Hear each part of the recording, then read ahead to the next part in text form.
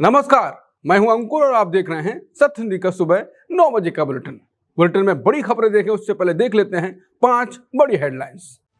बंगाल में खूनी खेल, शुभेंदु अधिकारी के करीबी की हत्या, अब तक 3 मौतें। टीएमसी में बड़ी बगावत, हार के बाद अपनों ने ही ममता को घेरा। ममता बनर्जी इस्तीफा न देने पर अड़ी, कहा दम है तो लगाओ राष्ट्रपति शासन। कांग्रेस की सफाई, हमने डीएमके को कोई धोखा नहीं दिया, ये लोकतंत्र का हिस्सा।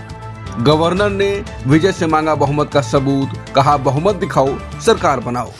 पश्चिम बंगाल में चुनावी नतीजों के बाद हिंसा का दौर जारी है और अब बीजेपी नेता शुभेंदु अधिकारी के करीबी की गोली मारकर हत्या कर दी गई है। हमलावरों ने उत्तर 24 परगना के मध्यम ग्राम में चंद्रनाथ रथ को निशाना बनाया। उन्हें बेहद करीब से 3 गोलियां मारी गईं और अस्पताल में मृत घोषित कर दिया गया। शुभेंदु अधिकारी के निजी सहायक की मौत से इलाके में भारी तनाव फैल गया है। चुनाव नतीजों के बाद राज्य में अब तक 3 लोगों की जान जा चुकी है। इससे पहले न्यू टाउन में एक बीजेपी कार्यकर्ता की पीट कर हत्या कर दी गई थी। वहीं बीरभूम में एक टीएमसी कार्यकर्ता की हत्या का मामला भी सामने आया। राज्य के कई हिस्सों से हिंसा और तोड़फोड़ की डरावनी खबरें आ रही हैं। पुलिस ने अब तक राज्य भर से करीब 433 लोगों को गिरफ्तार किया है। हालात को संभालने के लिए केंद्रीय सुरक्षा बलों की 500 कंपनियां तैनात की गई हैं। बंगाल चुनाव में हार के बाद टीएमसी में बगावत शुरू हो गई है और नेताओं ने हार के लिए चुनावी रणनीतिकार आईपैक को जिम्मेदार ठहराया है। पूर्व विधायक खगेश्वर रॉय ने खुला आरोप लगाया कि पार्टी आईपैक के इशारे पर काम कर रही थी। उन्होंने कहा कि टिकट बंटवारे में स्थानीय नेताओं की जगह अनुभवहीन लोगों को तरजीह दी गई। इसी वजह से टीएमसी को उन सीटों पर भी हार मिली जहां वो दशकों से जीत रही थी। पूर्व जिला अध्यक्ष सौरभ चक्रवर्ती ने भी गलत उम्मीदवार चयन को हार की मुख्य वजह बताया। इधर पूर्व क्रिकेटर और मंत्री मनोज तिवारी ने तो भ्रष्टाचार का आरोप लगाकर पार्टी ही छोड़ दी। मनोज तिवारी ने सोशल मीडिया पर लिखा कि पाप किसी को नहीं छोड़ता और उन्हें काम नहीं करने दिया गया। वहीं मशहूर गायक कबीर सुमन ने भी दावा किया कि उन्हें जबरन चुनाव लड़ने के लिए मजबूर किया गया। हार के बाद शुरू हुई इस अंतर्कलह ने ममता बनर्जी की मुश्किलें और बढ़ा दी हैं। अब पार्टी के भीतर ही संगठन और रणनीति को पूरी तरह बदलने की मांग उठने लगी है। बंगाल चुनाव में हार के बाद ममता बनर्जी ने इस्तीफे से इनकार कर दिया और इसे लोकतंत्र के लिए काला दिन बताया। कालीघाट में हुई पार्टी की बैठक में ममता ने अपने तेवर साफ कर दिए। उन्होंने केंद्र को चुनौती देते हुए कहा कि दम है तो राष्ट्रपति शासन लगा दो। ममता का आरोप है कि बीजेपी ने पूरी साजिश रचकर जनादेश को लूटा है। टीएमसी नेताओं का कहना है कि इस्तीफा न देना चुनावी धांधली के खिलाफ एक विरोध है। अब पार्टी ने इस मामले को लेकर सुप्रीम कोर्ट जाने की तैयारी कर ली है। अभिषेक बनर्जी समेत कई बड़े नेता इस पूरी रणनीति को बनाने में जुटे हुए हैं। ममता ने साफ कर दिया है कि वो झुकेंगी नहीं बल्कि अब कानूनी लड़ाई लड़ेगी। फिलहाल बंगाल की राजनीति में अब सुलह नहीं बल्कि और टकराव बढ़ने के आसार हैं। समाजवादी पार्टी के अध्यक्ष अखिलेश यादव ने बंगाल चुनाव प्रक्रिया की निष्पक्षता पर सवाल उठाते हुए सुप्रीम कोर्ट से तुरंत दखल देने की मांग की। लखनऊ में प्रेस कॉन्फ्रेंस करते हुए उन्होंने कहा कि जिस तरह कोर्ट की कार्यवाही लाइव हो सकती है उसी तरह वोटों की गिनती भी लाइव क्यों नहीं हो सकती। उन्होंने सवाल उठाया कि सीसीटीवी फुटेज को सार्वजनिक क्यों नहीं किया जा रहा है और आखिर इससे डर किस बात का है। अखिलेश यादव ने मांग की कि सुप्रीम कोर्ट पश्चिम बंगाल चुनाव की पूरी प्रक्रिया का संज्ञान ले और मतगणना का वीडियो देश की जनता के सामने रखा जाए। उन्होंने आरोप लगाया कि पहले भी उत्तर प्रदेश के कुछ चुनावों और उपचुनावों में मतगणना के दौरान गड़बड़ियां देखने को मिली हैं। अखिलेश ने चेतावनी दी कि जो कुछ पश्चिम बंगाल में हुआ वही आने वाले समय में उत्तर प्रदेश में और बड़े स्तर पर दोहराया जा सकता है। अखिलेश ने मल्टी लेयर्ड इलेक्शन माफिया का आरोप लगाते हुए कहा ये ताकतें मिलकर चुनाव को प्रभावित कर सकती हैं। जल्दी अखिलेश पश्चिम का दौरा भी करने वाले हैं। तमिलनाडु में सुपरस्टार विजय की पार्टी को समर्थन देने पर कांग्रेस ने कहा है कि उन्होंने डीएमके को कोई धोखा नहीं दिया। उन्होंने याद दिलाया कि साल 2014 के चुनाव में डीएमके भी अकेली लड़ी थी। तब डीएमके ने खुद प्रेस कॉन्फ्रेंस करके कांग्रेस से गठबंधन तोड़ दिया था। कांग्रेस का कहना है कि समान विचारधारा वाली पार्टियों के साथ आना लोकतंत्र का हिस्सा है। दरअसल डीएमके प्रवक्ता सर्वनन अन्नादुराई ने कांग्रेस को धोखेबाज और सत्ता का लालची बताया था। उन्होंने आरोप लगाया कि कांग्रेस ने तमिलनाडु की जनता के भरोसे को तोड़ दिया। पलटवार करते हुए कांग्रेस ने कहा कि उनका मकसद सिर्फ बीजेपी के प्रभाव को रोकना है। अब तमिलनाडु की सत्ता के लिए पुराने दोस्त एक दूसरे के सामने ताल ठोक रहे हैं।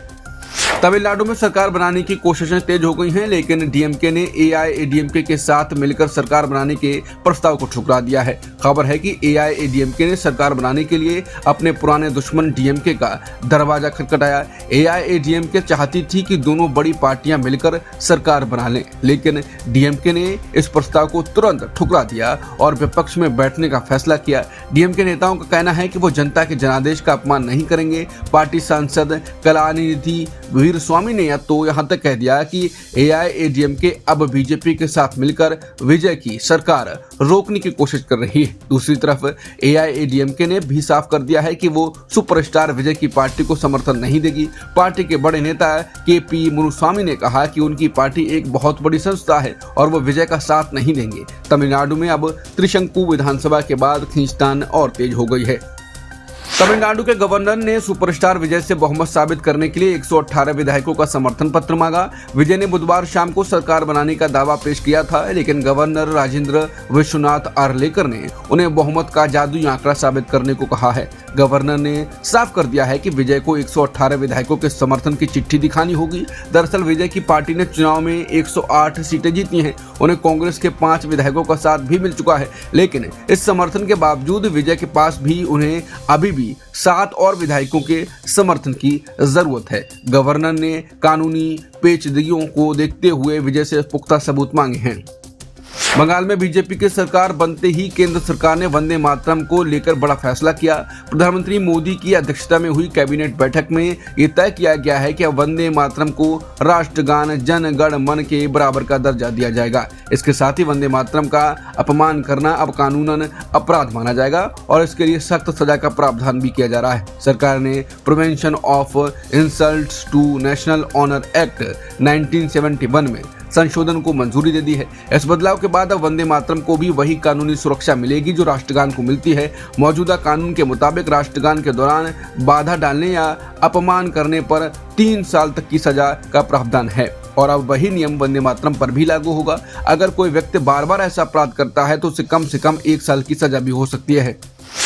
भारतीय कुश्ती महासंघ के नए नियमों की वजह से विनेश फोगाट 2026 एशियाई खेलों की रेस से बाहर हो गई। नए नियम के मुताबिक सिर्फ पिछले 2 साल के पदक विजेता ही ट्रायल दे सकेंगे। विनेश ने पेरिस ओलंपिक के बाद से किसी भी बड़े टूर्नामेंट में हिस्सा नहीं लिया। इसी वजह से वो महासंघ के नए नियमों की कसौटी पर खरी नहीं उतर पाई। विनेश ने पहले ही आरोप लगाया था कि महासंघ उनकी वापसी में रोड़े अटका रहा है। उन्होंने कहा कि नेशनल रैंकिंग टूर्नामेंट के लिए उनका रजिस्ट्रेशन तक नहीं होने दिया। जब विनेश ने सोशल मीडिया पर अपनी बात रखी तब जाकर महासंघ ने कार्रवाई की। हालांकि महासंघ के अध्यक्ष संजय सिंह ने इन आरोपों को गलत बताया। विनेश का कहना है कि फेडरेशन कप के दौरान भी उन्हें ऐसी ही दिक्कतों का सामना करना पड़ा था।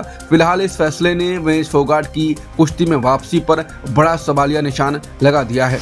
पश्चिम एशिया संकट की वजह से भारत को अब रूस से सस्ता तेल नहीं बल्कि महंगा तेल खरीदना पड़ रहा है। पहले रूस हमें सस्ता तेल देता था, लेकिन अब हमें वहां से महंगा तेल खरीदना पड़ रहा है। ताजा आंकड़ों के मुताबिक भारत अब रूस को तेल के लिए 2.5% ज्यादा कीमत दे रहा है। अब भारत की कुल जरूरत का करीब 33% तेल अकेले रूस से आ रहा है, जबकि खाड़ी देशों और अमेरिका से आने वाले तेल में भारी गिरावट दर्ज की गई है। मजबूरी का फायदा उठाते हुए अब रूस ने डिस्काउंट देना बंद कर दिया। मार्च के महीने में भारत ने रूस को तेल के लिए करीब $3.2 अरब चुकाए हैं। साफ है कि अंतर्राष्ट्रीय तनाव की वजह से भारत का तेल आयात बिल काफी बढ़ गया है। अमेरिका ने ईरान के खिलाफ चल रहे ऑपरेशन एपिक फ्यूरी को खत्म कर दिया है। अमेरिका के विदेश मंत्री मार्को रूबियो ने साफ तौर पर ऐलान कर दिया कि ऑपरेशन एपिक फ्यूरी अब खत्म हो चुका है। व्हाइट हाउस में मीडिया से बात करते हुए उन्होंने कहा कि इस मिशन ने अपने सारे लक्ष्य हासिल कर लिए हैं और अब अमेरिका इस ऑपरेशन के अगले चरण में नहीं जाएगा। उन्होंने ये भी कहा कि अब अमेरिका का रुख पूरी तरह से रक्षात्मक होगा। अब अमेरिका और उसके सहयोगी देश मिलकर इस संकट का हल निकालने में जुट गए। अमेरिका ने संयुक्त राष्ट्र में एक नया प्रस्ताव भी पेश किया है, जिसमें ईरान से साफ मांग की गई है कि वो इस जलमार्ग को खोल दे, जहाजों पर हमले और वसूली बंद करे और राहत सामग्री को भी गुजरने दे। अगर ईरान ऐसा नहीं करता है तो उस पर कड़े प्रतिबंध लगाने की चेतावनी भी दी गई है। 9 बजे के बुलेटिन में इतना ही। बाकी खबरों के लिए आप बने रह सकते हैं सत्य हिंदी के साथ। नमस्कार।